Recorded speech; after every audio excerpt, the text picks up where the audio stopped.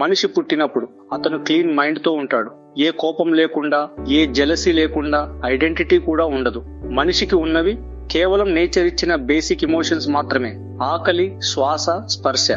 ఇవి సర్వైవల్ కోసం.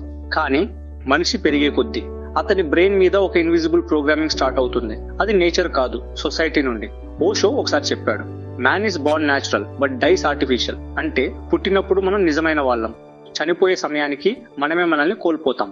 ఎందుకంటే మన బ్రెయిన్ ని స్లోలీ సొసైటీ ప్రోగ్రామ్ చేస్తుంది. ఇది మంచిది, అది చెడ్డది, ఇలా ఉండాలి, అలా ఉండకూడదు, ఇలా రూల్స్ పెడుతూ సొసైటీ మనిషి ఒరిజినల్ సెల్ఫ్ ని డిలీట్ చేస్తుంది. చిన్నప్పుడు నువ్వు ఎవరోతో పోల్చలేదు, కానీ ఇప్పుడు కంపారిజన్ నీ లైఫ్ లో పార్ట్ అయింది. అక్కడే జెలసీ పుట్టింది. చిన్నప్పుడు నువ్వు ఫ్రీలీ నవ్వేవాడివి, ఇప్పుడు నవ్వడానికి రీజన్ కావాలి. అక్కడే సాడ్నెస్ పుట్టింది. చిన్నప్పుడు నువ్వు ఎవరికి ప్రూవ్ చేయలేదు, ఇప్పుడు ప్రతి ఒక్కరికి ప్రూవ్ చేయాలనే ప్రెషర్. అక్కడే యాంగ్జైటీ, యాంగర్ వచ్చాయి. ఇది నేచర్ కాదు, ఇది కండిషనింగ్. ఓషో ఫిలాసఫీ ప్రకారం మన సమస్య ఇమోషన్స్ కాదు, అప్పుగా తీసుకున్న ఇమోషన్స్ నుండి. నీ కోపం, జెలసీ, సాడ్నెస్ నీది కాదు. ఇవి అన్ని సొసైటీ ఇన్స్టాల్ చేసిన సాఫ్ట్వేర్. నీ బ్రెయిన్ ఒక డివైస్ లాంటిది. పుట్టినప్పుడు ఎంప్టీ డివైస్, కాలక్రమంలో యాప్స్ ఇన్స్టాల్ అవుతాయి. Family, school, friends, social media, ఇవి అన్ని కలిసి నీ మైండ్ ని ప్రోగ్రామ్ చేస్తాయి. ఎంత ఎక్కువ ప్రోగ్రామింగ్ ఉంటే అంత ఎక్కువ డిస్టర్బెన్స్ ఉంటుంది.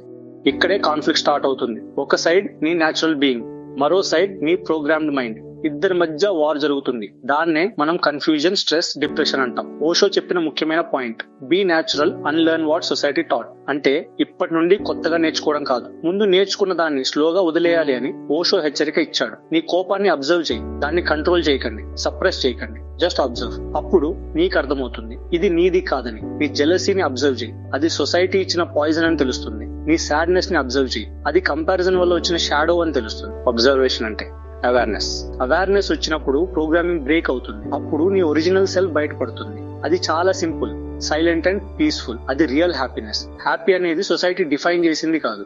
రియల్ హ్యాపీనెస్ అంటే ఏ కారణం లేకుండా కామ్ గా ఉండటం. ఓషో చెప్పినట్లు silence is the language of existence. అంటే నువ్వు సైలెంట్ అయ్యే వరకు నీ నిజమైన సెల్ఫ్ ని చూడలేవు. అందుకే లైఫ్ లో బిగ్గెస్ట్ రివల్యూషన్ ఏమిటంటే సమాజాన్ని మార్చడం కాదు, నీ మైండ్ ని ప్రోగ్రామ్ చేయడం. స్లోగా, step by step. Fake layers అన్ని రిమూవ్ చేస్తే మిగిలేది ప్యూర్ ఎగ్జిస్టెన్స్. అక్కడ కోపం లేదు, జెలసీ లేదు, సాడ్నెస్ లేదు, కేవలం అవేర్నెస్ ఉంటుంది. నీకు సొసైటీ ఇచ్చింది ఐడెంటిటీ, కానీ నేచర్ ఇచ్చింది లైఫ్. అదే నిజమైన జీవనం.